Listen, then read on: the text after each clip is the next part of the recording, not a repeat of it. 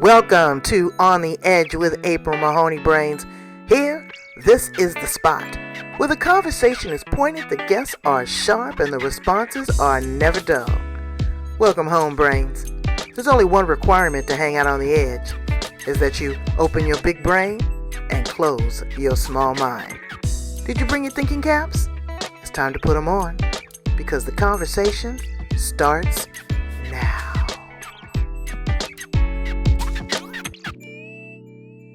Welcome to On the Edge with April Mahoney Brains. I got to show you where you are. You're at the greatest place on the planet when it comes to podcasts.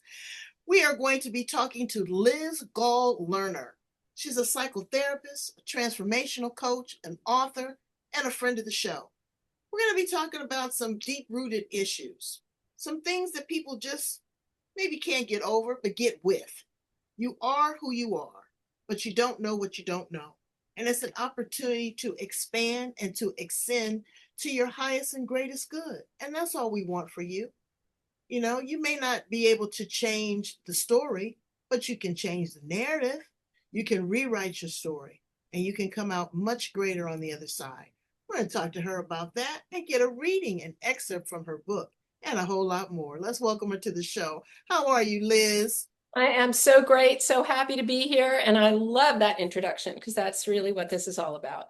Well, I love it. I love it too. I love your flowers there too. Oh, thank you. Yeah, they smell really good. I know. I'm a flower person. I have to buy some, or Mr. Magnificent will buy some every week. There's something about a flower that lights you up. So tell us a little bit about you. What lights you up, and how'd you find yourself in this place? Well, that could be a very long story, but let's go for the brief. What really lights me up, and it's not on topic, is the ocean and the forests. Because when we can connect with natural energy, we are connecting with spirit, and we're connecting in our truest selves, and that gives us an opportunity to really listen and connect. And that's where we get, I think, where I get anyway, the most usable answers in my life. It's really listening, not to somebody else, but to what's in here, what's in the heart. Listening and hearing are two different skill sets. Absolutely. And absolutely. You know, what was that old song? You're talking loud, but you ain't saying nothing. Right. And people do that a lot of times. Are you talking to be heard, or are you talking to hear yourself speak? People don't understand the dialogue that they have and the power of words. Yeah. You know, it can change so many things, how you talk to your children, you talk to your spouse. Right. You do a lot of talk therapy. You know, that's I don't know. You take in a lot too, though. When you deal with people, how are you able as a therapist to really edit and filter, you know, because you got to have a certain empathic characteristic to even want to be a therapist. Right. But it's a lot. Now, I think early on, like really early on, when I was in training, I think it was really, really hard. I think it was a little overwhelming and a little frightening to listen to really serious problems and really take in that emotion. But I've got to say that it's really good training that helps me and helps most therapists have a boundary where we're not involved. You know, I'm here with you and I'm listening to you. And my job is to decipher for you, you know, what's going to be the most useful. Right. And so what I feel about it, I may, you know, walk away and go, I'm sorry that this person is feeling what they're feeling, but I'm not in it with them. Wow. So that gives them, you know, better information than if I were sticking myself in there. That would mess up the whole thing. Now, a couple things with therapy. I checked in one time, two times. I think it's very important. You check your liver, your kidney, your uterus. Why not check your brain? Why not check everything else? Right. And the conversation. But at first, when I first did it, I just did not understand why the therapist didn't say anything. Oh, well, I don't work that way. No. That's what I'm I saying. say a lot. And that's important. It's like a dialogue, but I understand you are a neutral person. You're Yeah. not the pastor, you're not the spouse, you're not the parent. You are really able to get to the core of a situation Uh-huh. based upon that. Yeah. Does it take people, everybody's different, I get that, but does it take people a long time to kind of open up and you really find out who they are? Or you're such a trained professional and so skilled that you can see them when they're coming through the door? Well, um, so to be clear, I have been doing this for 40 years. So Oh yeah, yes, you see them coming. You see them coming around the I do corner. see them coming, but I think it's really important, especially for anyone who's listening who's ever thought about therapy. It's just really important to understand why you're there, like Right. what you really want. Do you want to understand your feelings? Are you trying to solve a situation? Because that's going to determine what kind of person you actually go and see and what you want to gain and what kind of conversation you're going to have. There's a lot about that in the book that we may be speaking about. Mhm. Really guidance for people about what to do, what kind of resources to use, why to use them, things like that I think are important. Couple things that I've seen that are going on, and again, I talk to my brains. We talk age, gender, sex, Uh, color, finance. right. We have a Everything. real honest conversation. Yep. But now I'm seeing that a lot of young people are turning to therapy. They have a therapy like they have a dentist. You hear, Mm, oh, I'm in therapy. And I'm not knocking that because, again, mental health after COVID, yeah. people are really getting more in Hurting. Yeah. touch. Yeah.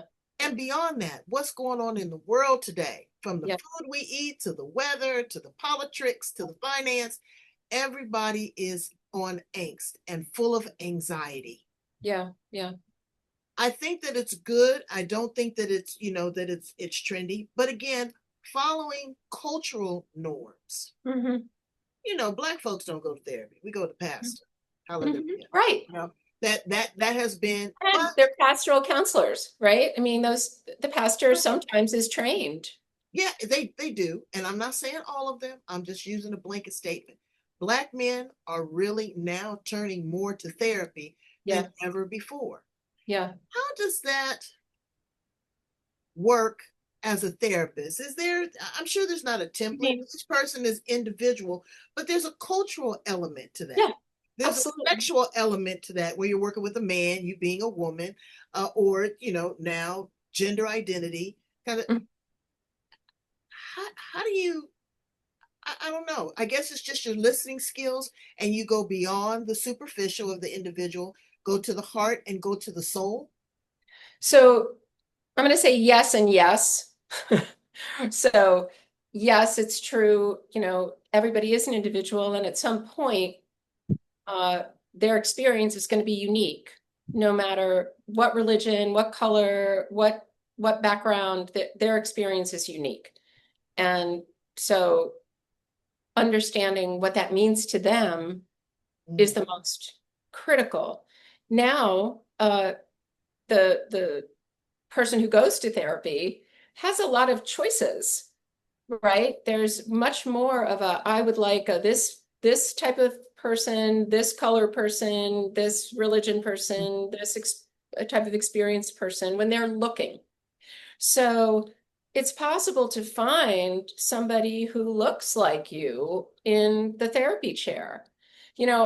I started out as an art therapist, and I started out as an art therapist because, well, one, because I'm an artist, but also because what I really love about it is that it focuses on the positives, not just the problem. So if you're looking at how does somebody actually solve a problem or grow, it's going to be from their strengths too, right? It's going to be healing the problem, but it's also going to be, what makes you tick? What have you done well? What makes you have power in yourself, that gets you to really think about these things and have courage, right? Because whether it's psychotherapy or coaching, people need courage to look at themselves a little bit, right? Right. They've got to pull back the layers. Define for us or give us your definition, the difference between therapy and coaching. So there's a thin line at times between therapy and coaching, but coaches and therapists are trained differently. To go to a therapist and have insurance cover it, somebody has to have a diagnosis. If somebody wants to get some help coaching through a problem, they don't need a diagnosis. They're also not going to be paid by insurance.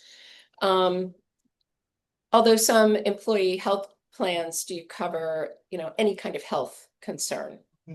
I think they're called HSAs. I'm not sure what they're called. I know, I have one, and they're the best, brains. If you have an opportunity, I jump right on it. Exactly. It's the best. It's the best. But both really are some, one might say, well, more serious problems, it might be best to go to a psychotherapist or a psychologist who's trained really in whatever that person's serious illness might be. Okay. But both are about the journey of self-discovery. And in my lane, I really feel like action is important. It's not just about talking. People who come to me don't just talk. They have the opportunity to understand their bodies and how emotions and what we feel physically go together. Sometimes there's creativity involved. They don't have to know anything about creativity, but we want to use all of ourselves to understand ourselves, right? And the body is one of the most important messengers. What I would see, or I would think, the difference between maybe a psychotherapist and a coach is more of a cheerleader. A coach can be more of a friend, more of a support, a person that looks at you, again, achieving your highest and greatest good in emotions or relationships or whatever. They don't have the confines and the restrictions that a psychotherapist does. Absolutely. Like a psychotherapist, you got some letters. You're not gonna know much about me. I'm gonna know a lot about you if it's a clinical session. Right. Coaching is different. It's true. And so the relationship that you build with them. Now, that's not saying that you could start off coaching and then transition. No. I don't know. I don't know how that works. But there cannot do that. Yeah, there's a fine line, and there's only so much that a psychotherapist is going to want to share, need to share about who they are as a person. I think as a coach, you kind of create those relationships, or we both like to go to the Metropolitan Museum of Art, or you get a different type of feel, a different type of vibe. Now, I love your office. You're in your office now, right? Yeah. I don't know. I told you this. I know you said you just got a good feeling. It's real cool. It's real relaxed. It's real easy. And I'm a person that's into atmosphere. Yeah. I come in. Yeah. The smell. Yep. The colors. Yep. The texture of the furniture. Yep. The energy. Exactly. It tells me more about the person than the actual conversation, because people send their representative, Dr. Liz. Okay. They just they send what? They send their representative. Everyone talks this talk about the true, authentic self. Yeah, well, that's some deep dive kind of stuff. It's deep dive stuff. Yep. And a lot of times we're going to shield ourselves. When you go on a job interview, you don't bring your authentic self, you bring your representative. You bring the person that way to put it. You bring the person that you want people to see. Yeah. But when people get to a point where you see and they feel that they're in a healing mode, that's a whole different person that they're being introduced to. Yeah. And so how do you walk that walk? How do you talk that talk? I had a girlfriend that lost 100 pounds. She was mortified. She could not appreciate who she was at this point. Okay. And I'm going to tell you too, I had a dream. I'm losing some weight right now too.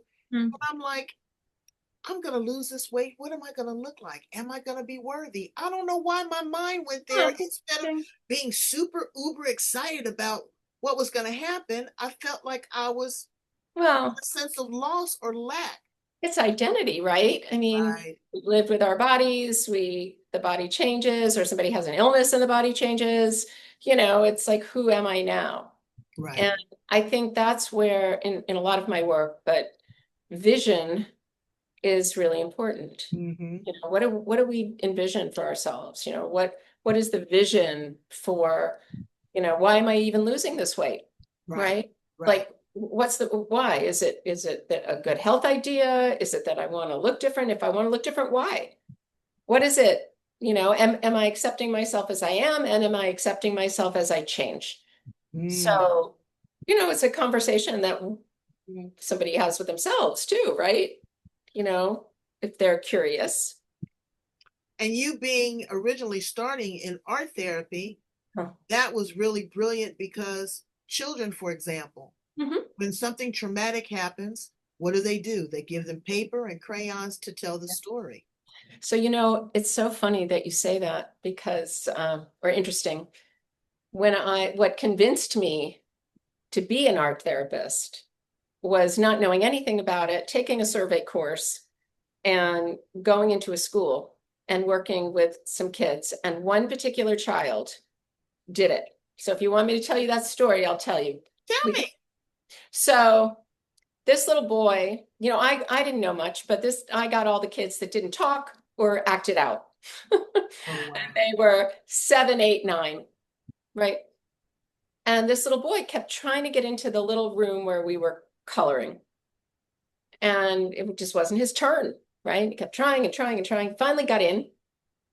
He got his crayon and he drew this tiny little teeny, like just this big person. And then he drew a giant monster. And I said in my, whatever, what's going on in the picture? And he said, the little boy can't go home. So, so we think, okay, the little boy can't go home. There's somebody in the way there. It's scary. It's having trouble, right? So the beauty of art therapy and art in itself is that the person has ownership of what they're doing, like what they're creating. They don't have to be artists. You can do a dot on a piece of paper and have it mean something to you, and that's all you need, right? Right. So I said to this child, is there anything you can put in the picture that would help that little boy? And he got really excited. And when he was done, he had drawn another monster. Mm. And I said, okay, so tell me the story. Like, what's going on? And he said, that monster, they're going to fight each other, and the little boy can run by. Mm. It was so powerful because even though that maybe wasn't going to happen or maybe wasn't true, that child had a moment and probably more moments of power where he could figure out that he could solve a problem and he could make something better, right? He showed up to every time, but that's really what convinced me. I was between two professions, and Wow. that's what convinced me to do it. And what I could also think is that he could find a defender, Yes, some, exactly. someone to fight off the adversary, to fight That's off the right. bad person, so that Right. that would free him. Right. But I think that the really critical part is that he came up with the idea. Right. I didn't say, oh, how about drawing another monster and, maybe he'll get him out of the way. I just said, tell me, show me is there a solution, Wow. And he came up with it. And that I think is the critical part because I think that's true for everyone in all of this. That if we take the time and have the opportunity to really kind of be with what's just in this next little moment, what's the next solution? What's the next step? Right. We are empowered because it's coming from ourselves, right? We overthink it. Yeah, right. And when I turned 60, honey, I was liberated. Let me tell you, I waved my flag, I reburned my bra. I was in my element because I asked myself, April, it's all about how you process it. Yeah, I should have asked myself that at 40, but I wasn't there. I wasn't at that maturity. that's right. That's I right. still was combative. Yeah, April, it's time to surrender. yeah, April, are those things that you really don't care about that you don't want to pour the energy into anymore? yeah, yeah. April, do you just No want to supposed love? to. Exactly. Do you just want to love and be left alone? Right, Do you enjoy solitude? Do you right. enjoy being quiet? There's a whole different conversation that you have, brains, when you turn 60. So all these people that say, oh, I don't want to get old and I don't want to do this. Well, honey, Oh, freedom, baby. you are missing out on it. If you have your brain and your looks and you have a little bit of Your money, health. you can travel, your health, and your sexuality, Yep, there's something that happens. That libido kicks in at 50 like you never right. known it. Because That's right. people don't want to own that. Yeah, And sexuality doesn't necessarily have to be intimacy, that's right. That's you right. know? So now Yeah, let's go to that. Let's consciously uncouple because you work with people in the yeah, midst of divorce. yeah. And that is a Or trying contemplation or of divorce. contemplation of Yeah, divorce, right? yeah, And I think that what you said was key is that you need to have the conversation. Yes, you're running on adrenaline, you're running on anxiety, you're running on emotion, but that's the nobody really, worst. That is the worst. When people take action out of reaction, it's trouble because there's no planning, there's no vision, there's no, okay, this is acceptance of this situation. This is what I think I'm choosing to do, or this is what I've chosen to do. And if you want to have if anybody wants to have any kind of high level, you know, difficult conversation and be successful, they have to step back, get centered, think about what they really want past the conversation, right, right, right. past it, right? Because that's going to affect what you do every step of the way till you get to that special place, which is, how well can I do this so that I'm not harmed? My child, if somebody has one, isn't harmed. I've not made this situation worse. How am No, I going to survive financially? that's right. Because And if you those are just some, leave, there's no planning, there's no, figuring it out. And so that's what's really the a good portion of the first part of the book. May I hold it up? Uh, absolutely. so Divorce Well and Thrive, your guide to being your best self under the worst circumstances, Hmm. um, is really that figuring out part. Like, what are you doing here? What have you done? What have you tried? What is your plan? If you don't have one, here are some tips for how to make one, Right. right? And then we get into, when you're in it, when you've made that decision and you're off to the races. I But was just talking to my niece, and she was telling me about her brother, and her brother just signed over everything to the ex-wife. And hmm, she said, well, he just, of the naysayers, well, he just did this and he just lost this and he just lost that. And I said, you know what? He might have freed himself because if she was a booger wolf, letting go of all of this existential stuff yeah, was freeing. yeah. And now he can start again. He doesn't have to worry Yeah, about like what did he actually gain? it. Absolutely. And you Right? can't put a price on somebody's peace of mind. No.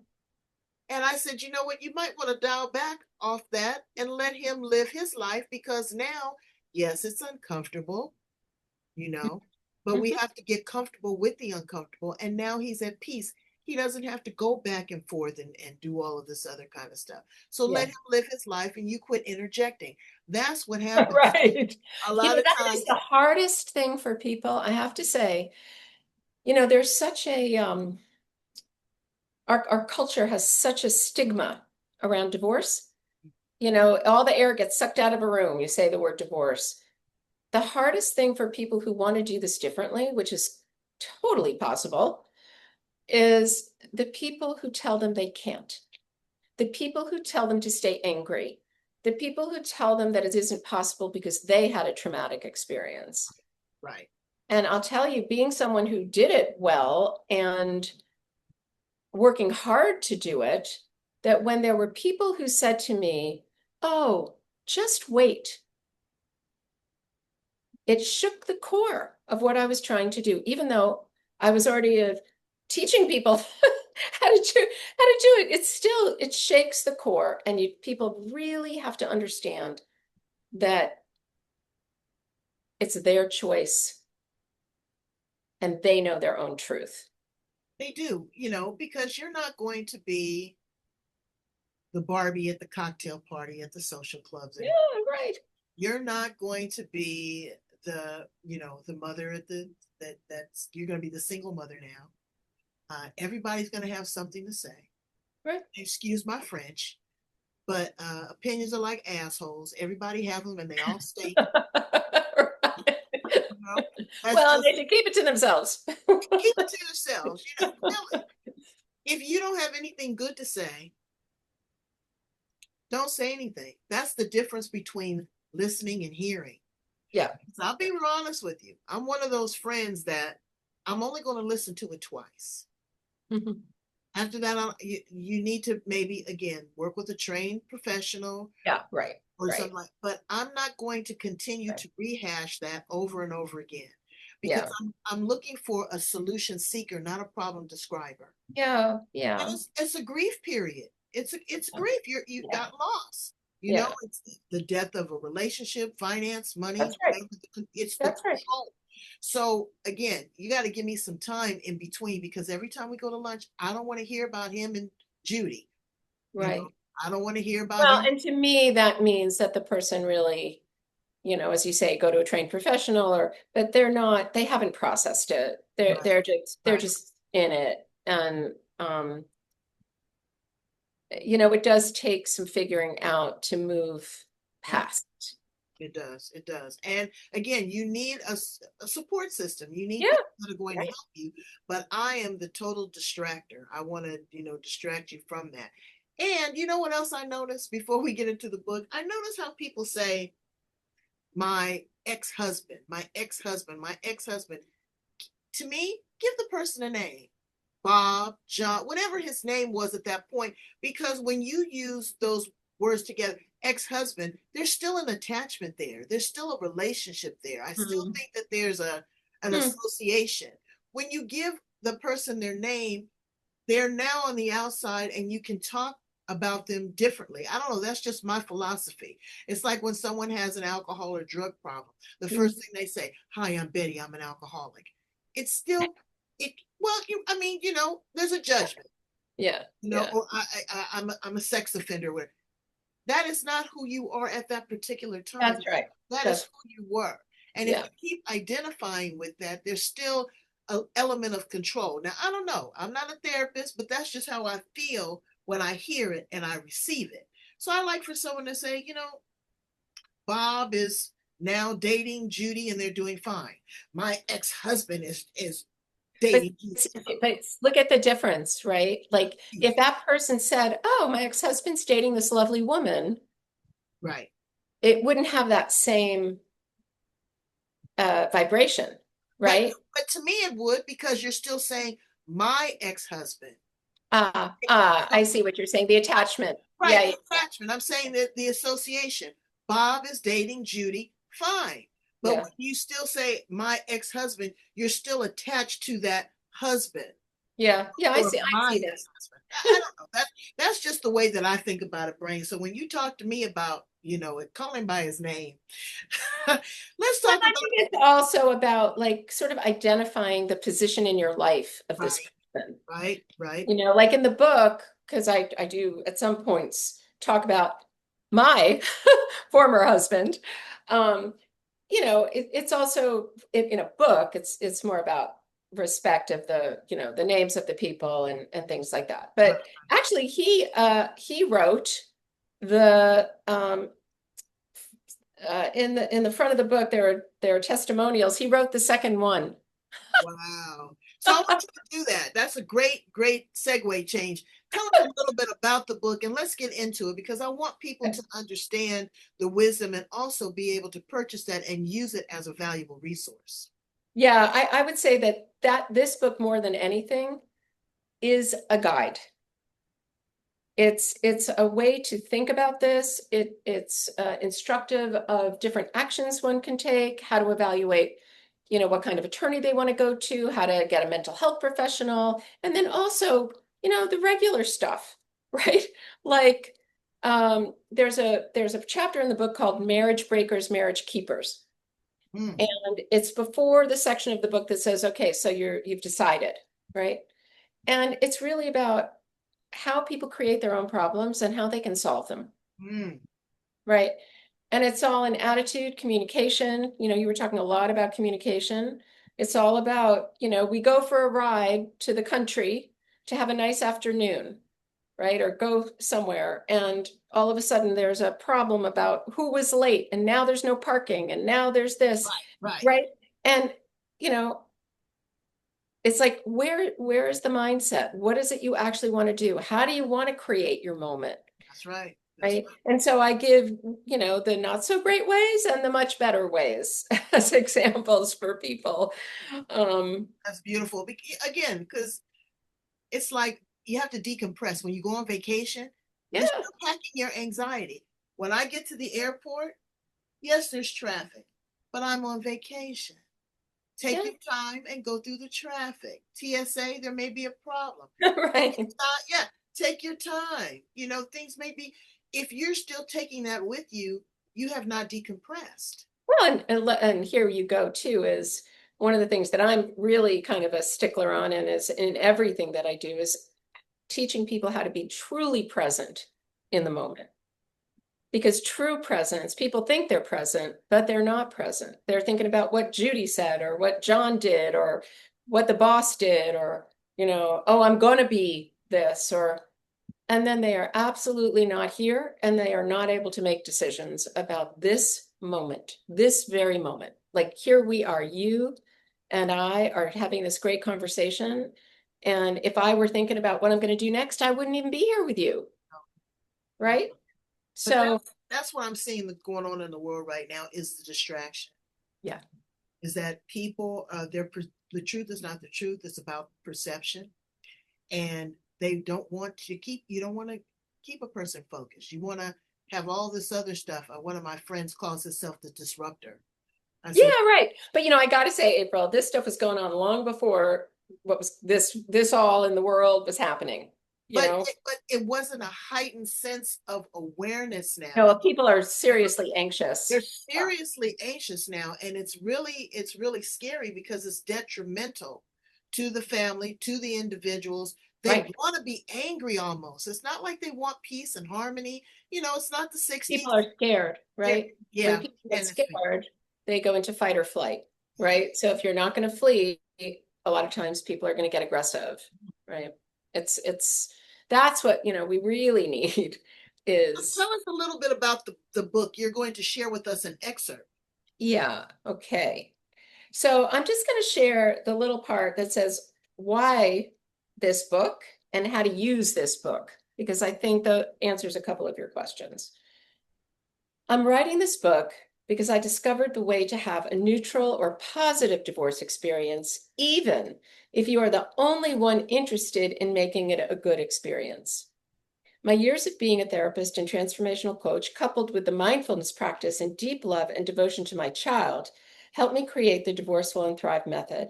And it's with deep love that I want to share what I've learned with you.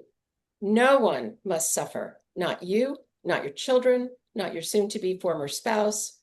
I learned that suffering is a choice. Not suffering is also a choice. As you go forward in this book, know that you can create your own way through making difficult transitions. You can have difficult conversations that bring you to a place of health and coherence, not to the brink of rage and frustration. It isn't all roses, but the journey is filled with clear intention, positive decisions, and gratitude for choosing your own method. Follow the steps in the how to use this book section and allow yourself to think and live outside the traditional divorce box. Now, see, that's an aha moment right there, because it is a choice. Yeah, It's hard. I know. it is hard. You may have to have a couple martinis. Right. I mean, even though I wrote this book and people say, oh, but your husband did this or you are this. It's like, sorry. Like, even if I can write this book and it all turned out the way that I had hoped, it was not easy. It Right, was not easy every step of the way. It needed attention. right, right. It wasn't like, oh, yeah, I'm going to breeze through this. And it was seriously difficult. How long were And, you married? but that's okay. How long were We, you married? I was married for 23 years. Wow. I made certain choices, we both did, to stay together around kind of how we felt our child would deal with it. And so, being a therapist, I wanted to make sure that it was not a toxic staying together, Right. right? Because what would the point of that be? Nothing. Be horrible. But so we had to work really hard at keeping it, neutral. It didn't always work. And eventually, it was appropriate for us to split, and we did. But even then, it didn't make it easy because we had figured all this stuff out. Right. Right. Um, but once we decided to do it, we did it in 3 weeks. Okay. Now, how old was your child? He is going to be 30. Okay, but how old was he when you divorced? We divorced when he was going into his sophomore year in high school. He was And mature enough. He was emotionally secure enough. Uh, he was doing well.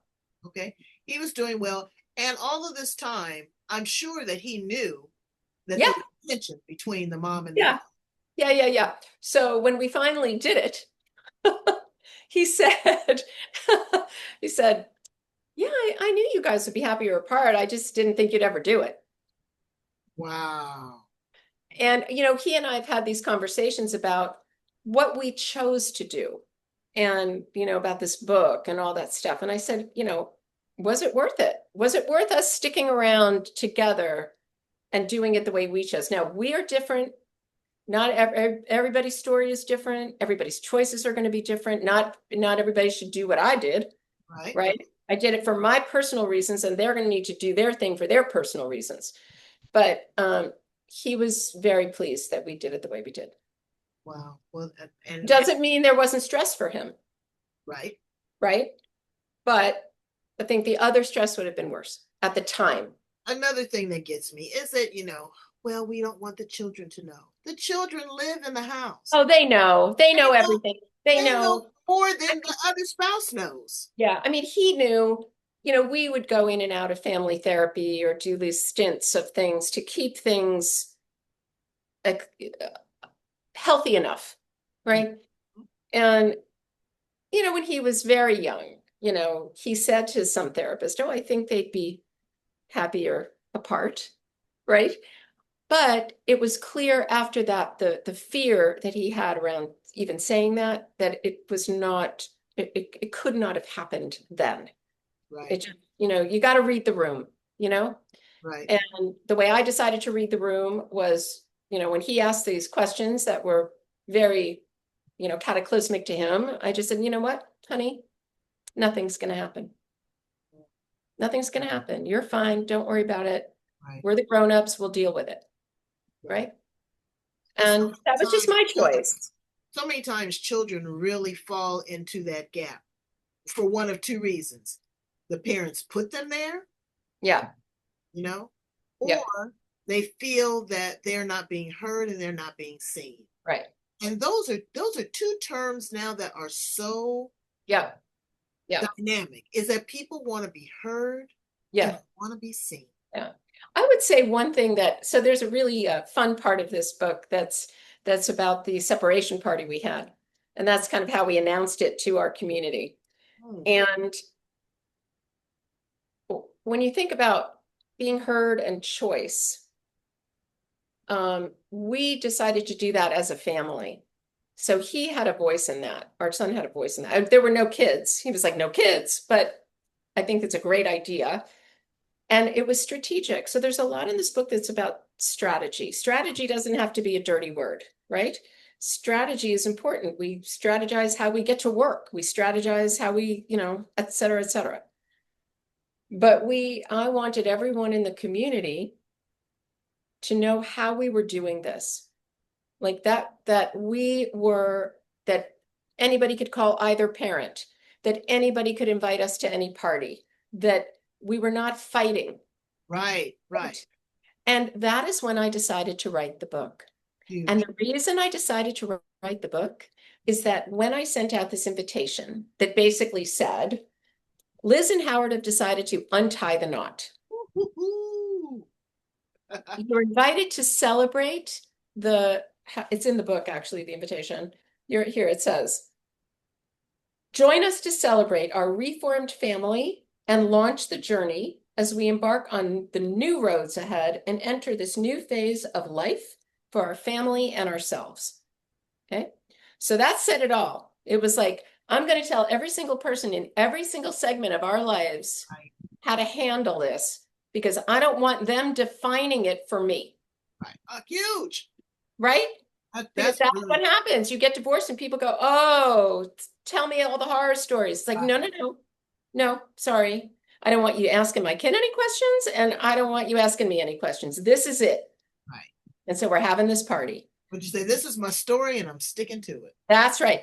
And you know what?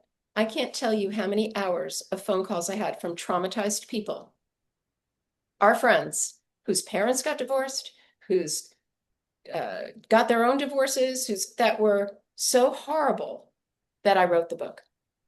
That's why I wrote the book, because it doesn't have to be that way. And I mean, that's a aha moment. That's like me and my bonus son's mother. We are besties. Right. We are, she'll call me. I'm going out of town. If anything happens, I told him that you're the person to contact. Just we love each other. Exactly. And she loves me because I loved her child. That's right. Yes, my husband had a life before me. Yeah. And I don't have to be angry. I don't have to feel, inferior. I don't have to. He chose you. That's what I said. And if, everybody's not your person. Yeah. Yeah. But that takes a level of maturity and awareness. Right. That is huge. And Brains, it did take work because it wasn't always that way. Yeah. But I was willing. And I looked at the goodness because I saw the goodness of her reflected in that child. Right. And if I love my husband, I wanted to see the extension of him in that child. That's right. That's right. And it's hard. It's absolutely hard. So let's ask you some fun questions, because we're in a therapy session. We're so serious. We are so serious. What is your favorite thing to paint? What do you like to paint? Do you like to paint florals? Well, if you look over here, these are mine. Abstracts. And actually the one where my finger is a show I did with a weaver. So that picture, she cut up my watercolors and she wove them on her loom into that. Wow. And you can't really see it, but there's little strands of thread in front of all the watercolor. What do I love? I'll tell you, I love nature. And if I'm doing watercolors, I love to paint more real things, but always with energy. There's always some kind of energy in there. And then the abstracts is really about movement and color and flow and kind of all of that. So I love that.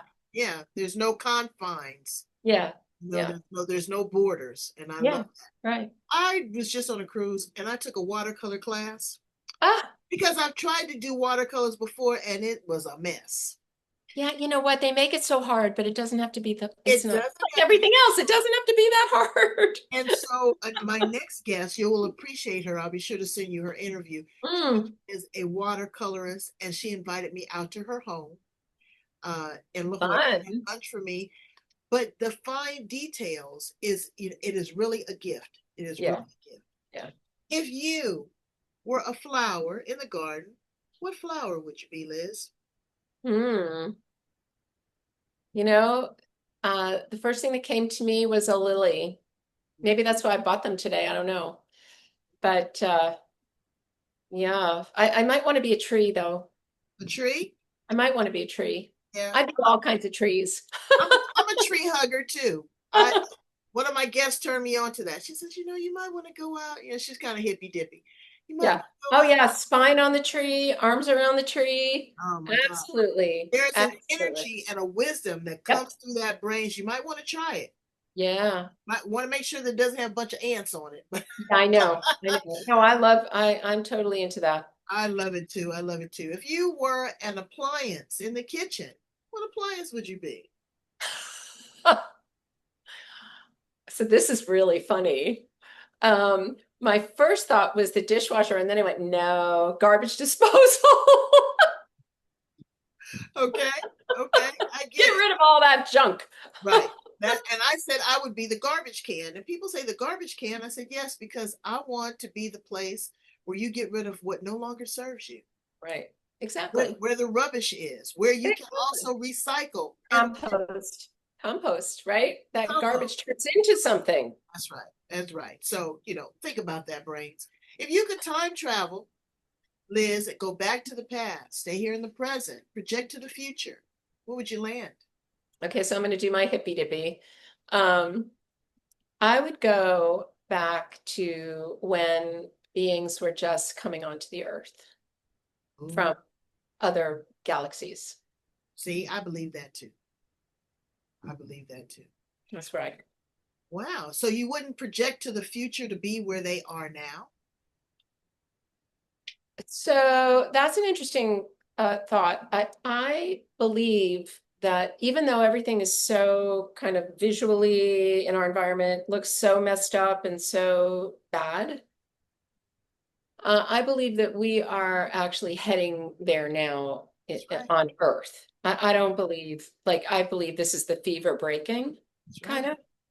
of. And so I don't feel like it's the future. I feel like we're on the road right now. And I asked this question to all my guests, and it's kind of disheartening for me. Hmm, People either want to go to the past. hmm. Very few people are excited about the future, I'm excited about the future. but even less people want to be here in the present. Yeah. And Well, yeah. well, you know what? But that's all that we have, Dr. Liz, is the Yeah, that is all that we have. So that's the whole thing about choice. Like, where are you standing? Are you standing in giving love and trying to see the best or do the best or even visualize the best, right? Because that's what we need. We need people to be not giving up. We need people not to be afraid. We need people to be loving and generating a kind of energy that gives them hope and power and you want if you see something, say something. Right? It's like, absolutely grow your garden, be absolutely nice to your former person. exactly. All of that's huge. Um, what's one of your guilty pleasures? Chocolate ice cream. Oh, I love chocolate ice cream. that's good. That's good. And in closing, how do you want to be remembered? Ah. Hmm.